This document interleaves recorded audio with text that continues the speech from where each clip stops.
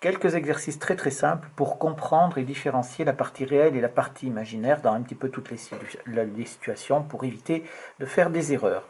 Donc ici, Z1 égale 1 moins 4i, donc c'est écrit sous forme algébrique, ça pose pas de problème. La partie réelle, elle vaut 1, la partie imaginaire vaut moins 4. Attention, je rappelle que la partie imaginaire, c'est le coefficient multiplicateur du nombre i. Dans la partie imaginaire, c'est un réel, c'est-à-dire c'est moins 4, d'accord? C'est pas moins 4i. Hein, le i ne fait pas partie de la partie imaginaire. Je rappelle que la partie imaginaire, c'est le nombre qui est devant i, le coefficient multiplicateur. Ici, Z2 est égal à 0,5i plus 5. Je vous conseille de ne jamais écrire les nombres complexes sous cette forme-là.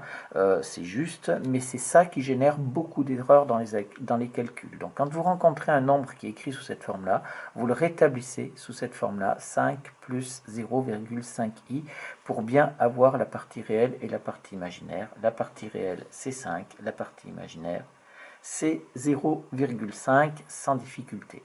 Ici, Z3 égale moins racine de 2, c'est un nombre réel. C'est un nombre réel, et donc il faut l'écrire sous sa forme algébrique. Ça nous fait donc moins racine de 2. Et comme il n'y a pas de i, c'est plus 0i. Donc la partie réelle, ça va être moins racine carrée de 2, et la partie imaginaire, ça vaut 0. Il n'a pas été dit que la partie réelle ou la partie imaginaire pouvait ne pas être nulle. Elles peuvent être nulles, il n'y a pas de problème là-dessus. Ici, pour Z4, on a donc i qui est multiplié par 5 plus pi. Il est hors de question de faire la distributivité ici, puisqu'on a notre nombre i qui est multiplié par son coefficient. On a donc notre partie imaginaire qui est déjà écrite.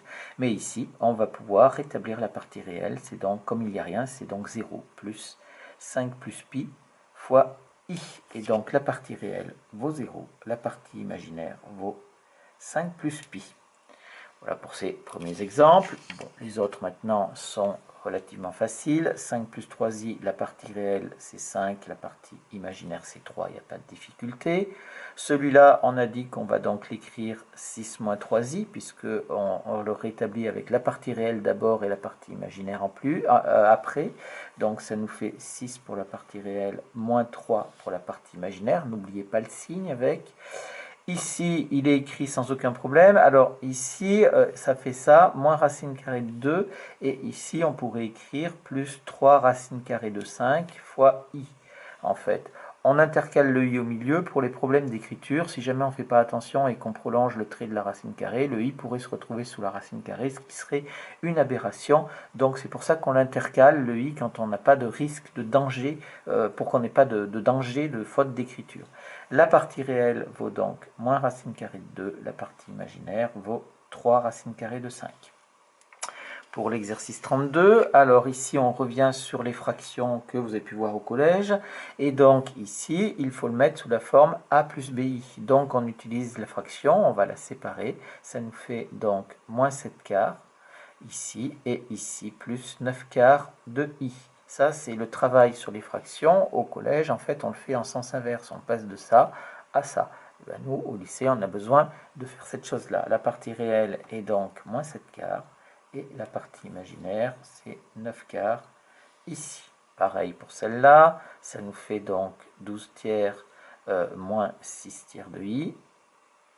Bon, bien entendu, on effectue les calculs. Hein. Ça nous fait 4 moins 2i. Et ça nous fait donc 4 pour la partie réelle et moins 2 pour la partie imaginaire. Enfin, le dernier, on divise par 2, donc ça nous fait ici 2i moins 3. On rétablit l'ordre d'écriture, ça nous fait moins 3 plus 2i. La partie réelle vaut donc moins 3 et la partie imaginaire vaut 2. Enfin, dernier exemple. Donc ici, si je prends moins 8, ça nous fait est égal à moins 8 plus 0i. Donc la partie réelle vaut moins 8, la partie imaginaire vaut 0. Moins 2i racine de 3, c'est la même chose que 0 moins 2 racine de 3 fois i. Donc ça nous fait 0 pour la partie réelle et moins 2 racine de 3 pour la partie imaginaire. Ici, c'est 1 quart. Alors attention, hein, quand il y a i sur 4, i c'est comme si on avait un i, donc ça fait plus 1 quart de i ici, et ça nous fait donc 1 quart et 1 quart également pour la partie imaginaire. Le quatrième, 2 plus 3i, ça nous fait donc 2 et 3 pour la partie imaginaire, pas de problème. Là, on le rétablit dans l'ordre d'écriture, ça fait moins 1 plus 5,5i. Ça nous fait donc moins 1 pour la partie réelle et 5,5 pour la partie imaginaire. Ici, je vous ai précisé le vocabulaire. Donc, les nombres complexes dont la partie imaginaire est nulle sont les réels. Ça, c'est les nombres réels. Tous les nombres réels, leur partie imaginaire est nulle quand on les considère comme un nombre complexe. Et les nombres complexes dont la partie réelle est nulle, alors comme celui-là par exemple, où est-ce qu'il était la partie réelle est nulle, celui-là, z égale moins 2i racine de 3. Et bien ici, étant donné que la partie réelle est nulle, on n'a qu'une partie imaginaire qui n'est pas nulle, et on va dire que ce sont des imaginaires purs. Des imaginaires purs. Voilà 2 mots de vocabulaire qu'il faut connaître.